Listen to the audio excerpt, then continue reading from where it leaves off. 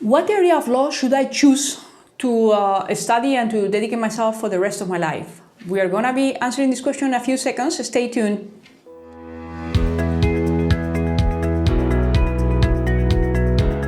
I'm very happy that most of you have been thinking a lot about your future and trying to select an area within the law, which is quite broad, to select studies for the future. Thank you so much for your questions and the trust deposited in me. I hope I can help you with the answers, but this is a question that most of you will need to dig a little bit to decide what you want to do. It's a matter of passion, and my passion may be different from your passion, right? Thinking about your questions, it's very interesting how the area of my practice, which is arbitration, has developed over the few weeks and months due to the COVID changes. I have suffered a number of those changes.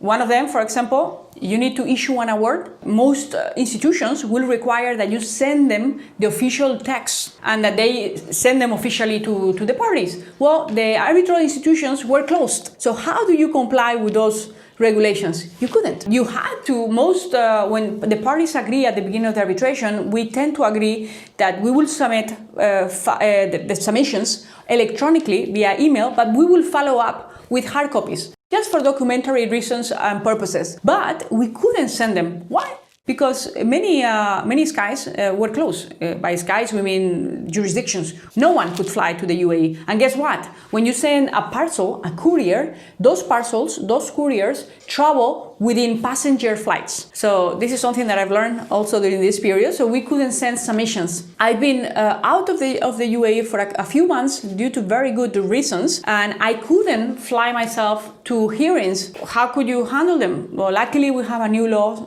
since 2018 that allows for virtual hearings. But when you agree on terms, you need to disagree on them. So you need to agree on new terms. So arbitrations could have been suspended, frozen, if parties did not agree to the new terms. So I'm very happy that no proceedings I am participating currently as arbitrator or counsel have been suspended. Arbitrators and counsels have adjusted. They are happy to participate in hearings. They are happy to get awards online via email and await until the skies are open and everyone can comply with the regulations. So are these changes here to stay? And this is why it's important for you, because the arbitration world is changing a little bit. Until now, and this will stay, arbitration is international. We fly, we need to know languages, we need to know different laws. But how will we continue to move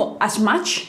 This may be very good, because it's not easy to agree on the agenda of 3 international arbitrators. If you need to fly to Paris to do a hearing and to block out 5 days of your agenda for 3 arbitrators, may be difficult. So this may delay the proceedings. And what about if you are the client, if you are the company initiating arbitration, you're going to have to pay for the lawyers to go to that hearing. So you are going to have to be paying for that venue for the hearing. So this may be making arbitration a little bit more popular, which in my opinion will be very, very good. So for more information about career tips, we will be giving you a few links at the end of the video. Please do not forget to subscribe and to follow me on social media to get as soon as possible to the information as soon as we release it. Thank you so much for your interest and your attention. Thank you.